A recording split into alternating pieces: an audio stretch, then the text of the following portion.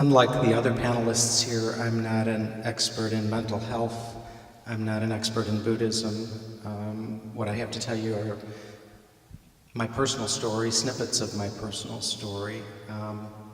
About the time I was first getting interested in Buddhism and beginning to take teachings in Buddhism, I was serving as a assistant director of a runaway homeless youth shelter in Albany, New York. And I actually got a great deal of satisfaction out of trying to help troubled kids and their families, but also some sense of, helplessness. I can't always help them in the way they won't listen to my good advice and so forth.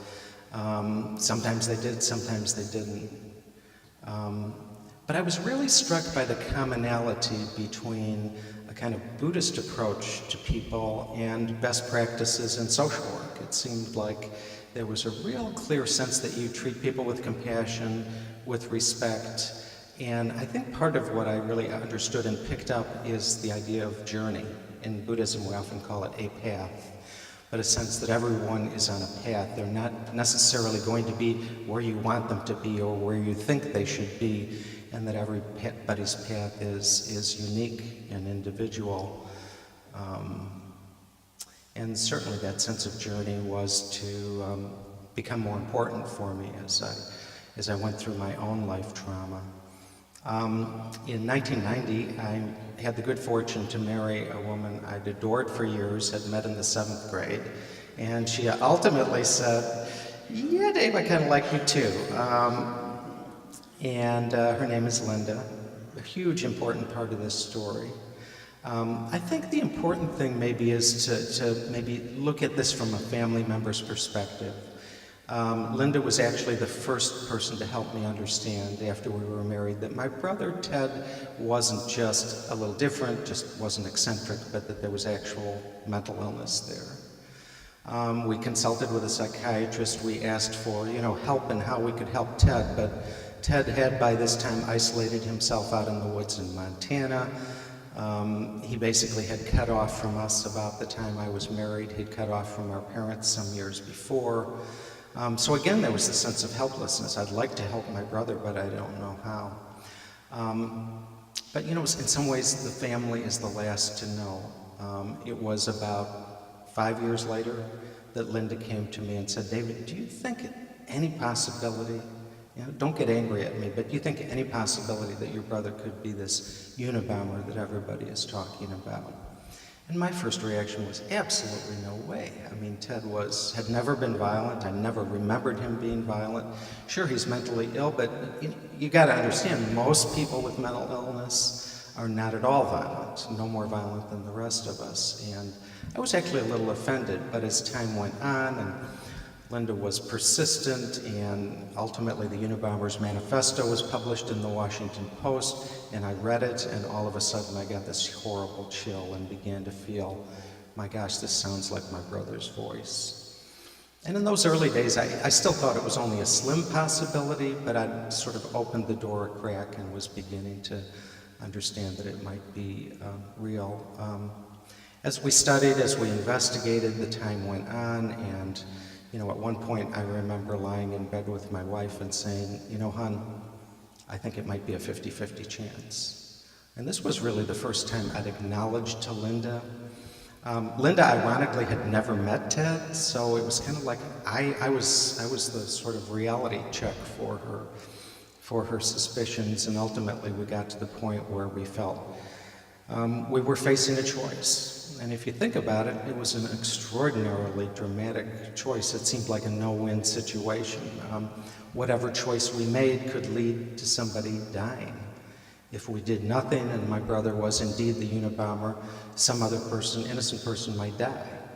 On the other hand, if we went to the authorities, turned Ted in, if we stopped the Unabomber, he could well be subject to the death penalty or killed when he was being arrested. At this point, I actually agonized and decided not to tell our mother. At this point, she was 79 years old. She had worried about Ted for years because of his estrangement from the family. Believe me, Mom's worst nightmare didn't come close to this possibility that my brother might be the most wanted person in America, a serial killer. I think whether you're a family member of a victim of homicide or you're a family member of a murderer, boy, you're the last to think that this was going to happen in your family. You don't imagine that your family is going to be affected in this way. Ultimately, I think Linda and I felt we really had no choice. I mean, we could not live with ourselves. If we did nothing and another innocent person died, we'd have to go through the rest of our lives with blood on our hands. And in some ways, I really need to, my story has been told plenty. Linda's story has not been told, and yet it's an absolute essential key. It's that bystander who sees something and has the courage maybe to take a risk and to press a little farther and to say what needs to be said. Not to bury that uncomfortable thought, but to pursue it in the interests of protecting other people. Even when we went to the FBI, I thought it might be 50-50 at that point, and so we hoped and prayed that I'd never have to tell Mom, that they would investigate and find out that Ted was completely innocent. Unfortunately, that didn't happen, and the day came when one of the FBI agents called me and said, "David, I'm sorry to have to tell you this, but your brother has actually moved to the top of our suspect list. We really need to speak with your mom. Now, do you think maybe you could go to your mom, tell her kind of what's going on, and try to persuade her to meet with us?" So this meant going to my mom, telling her something that was going to end her happiness, possibly make her very angry at me. When I told her what I'd done, I was afraid that I'd lose her love that day. I remember I went to my mom's apartment. She lived about 3 miles from us at that point. I knocked on her door. She opens her door. At first she's happy because her son is standing there, and then within a few seconds she gets this worried look on her face and she says, "David, you look terrible. What's the matter? Did something happen?" And I said, "Mom, I think you better sit down." And guess what Mom said? "Oh my God, did something happen to Ted?" She just worried for so many years, she somehow knew it was about Ted. But I persuaded her to go back into the apartment. She sat down. I was kind of pacing the floor thinking, how can I share this news with my mother in a way that doesn't absolutely crush her? And I started talking about places the Unabomber had been and ideas, philosophies the Unabomber had written in his manifesto, and then pointed out the commonalities with her other son. And Mom, was a bright woman. She was connecting the dots very quickly, and she's sitting there just looking at me with this look of horror and disbelief on her face. And I knew my mother loved me with all her heart. I knew she loved Ted with all her heart. I had no idea how a mother would kind of put this together. One son suspected of horrible crimes, the other son perhaps having handed him over to the executioner. And I started crying a little bit, and at this point I just really had to lay all the cards out, and I said, Mom, I think there's a possibility Ted might be the Unabomber, and Mom, I've actually gone to the FBI. I've shared my suspicions.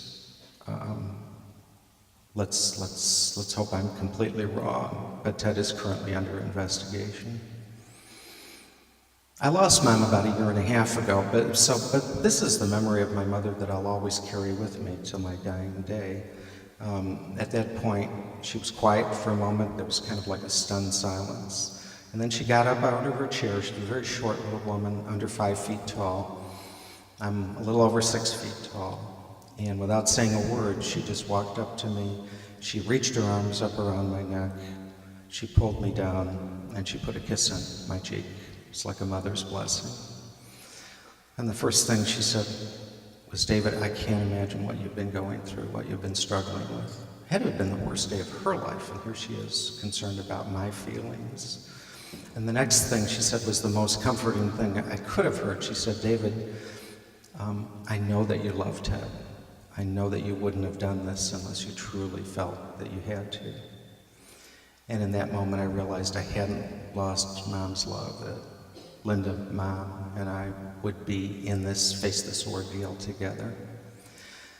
Ted was actually arrested about a week later, maybe 10 days later, and it was all over the national news. We'd actually received a promise of confidentiality. I was told by the government, nobody will ever know how we caught your brother. Well, you know how that turned out. Here I am watching the TV, and not only is my brother being arrested, and there's one of the evening anchors saying, well, you know, another interesting sidelight, apparently, Kaczynski was turned in by his own brother, David, who lives in Schenectady, New York. And, you know, within minutes, like in Mom's parking lot, there were satellite trucks and cameras and satellite dishes, and, you know, all of a sudden this sort of very personal, private, ethical decision, family tragedy, it was all public, and people wondering, you know, what kind of a brother would turn in a brother? What kind of a family could possibly produce someone this deranged and this violent? I know at one point, I think that this was when the government did announce that they would seek the death penalty against my brother. I was feeling like a victim.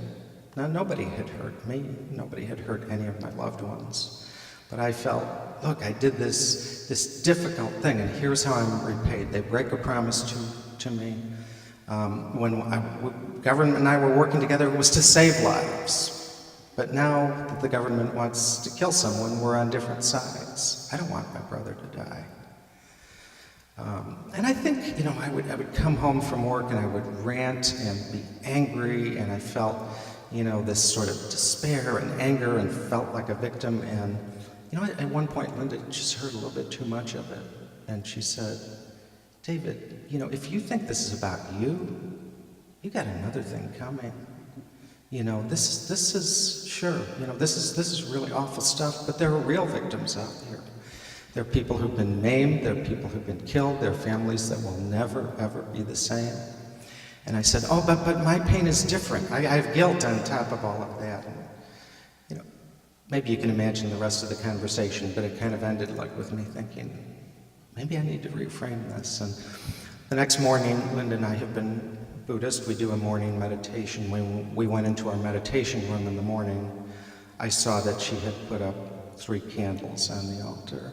And I didn't have to ask who those candles represented. They represented the 3 people that my brother had killed and their families. And so for the next 3 or 4 years, we meditated on compassion, trying to understand and grasp some element of the harm that my brother had done.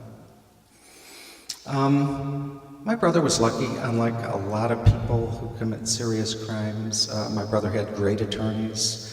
Our family really went to bat for him, trying to explain to people that he was seriously mentally ill. This case was different. In any case, the case was resolved. The legal case was resolved with life. My brother was given life. My mother and I attended the trial in Sacramento, California, and on the day that the trial ended, Mom and I were in the apartment we had rented, obviously not celebrating, actually kind of wondering very quietly, how are we going to go on? What are we going to do with this for the rest of our lives? When the telephone rang and we were contacted by a chaplain who identified herself as working with law enforcement in Sacramento, and she was calling to let us know that there was a victim family that wanted to meet with us. I actually wanted to protect Mom. I thought, gee, these folks are probably going to be really angry, you know. Mom, why don't you stay here? I'll go and meet with the victims. And Mom wouldn't hear of it. She said, if they want to talk to me, how could I possibly say no? So the chaplain came and picked us up, drove us back to the federal building where the trial had been held. But this time she took us into an upper floor, let us out of an elevator, ushered us into a conference room, and as Mom and I walked into this room, we saw that there were 5 chairs arranged in a circle. 3 of the chairs held the wife of somebody my brother had killed, her sister, and her late husband's sister. The 2 vacant chairs were obviously waiting for me and Mom to sit down in.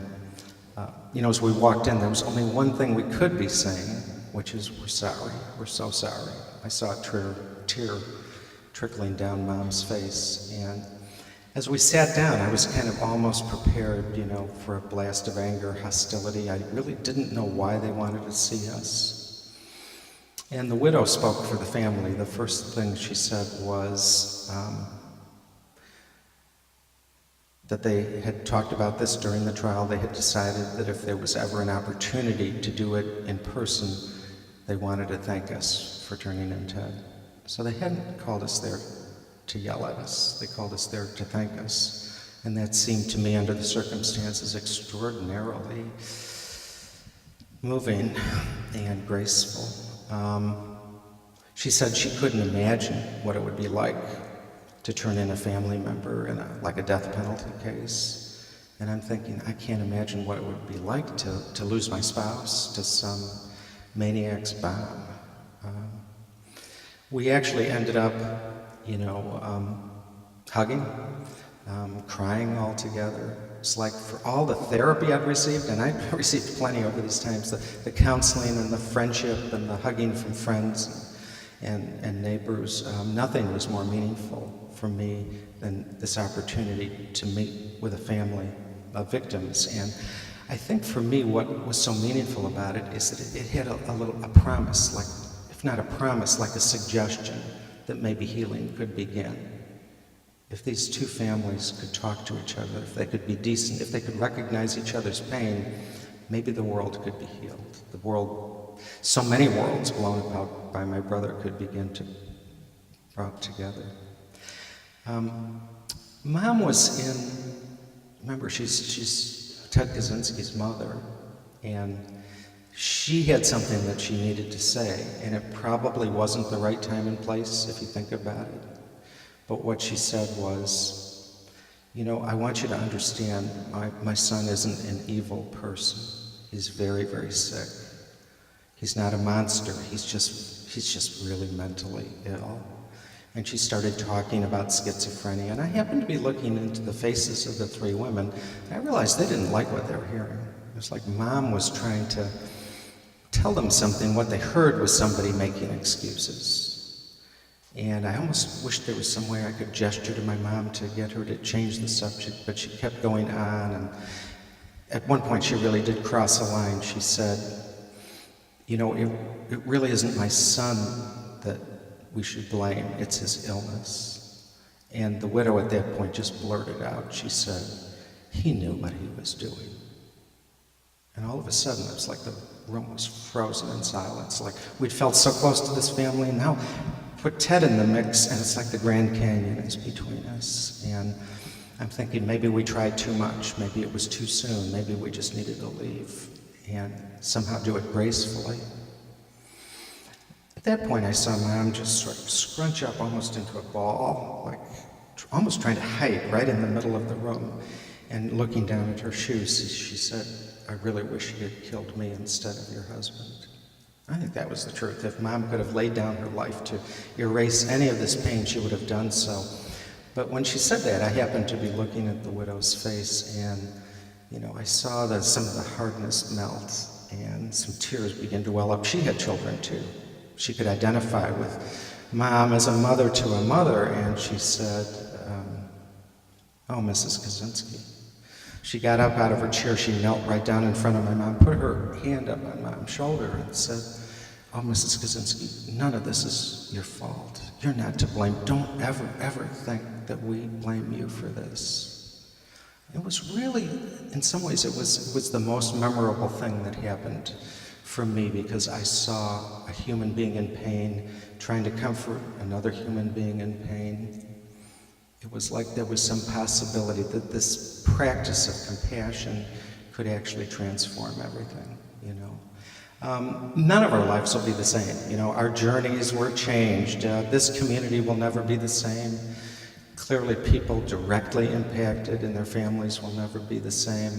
I think we can work with the emotions. I think we can take them toward a place of compassion and love. It's the only way forward.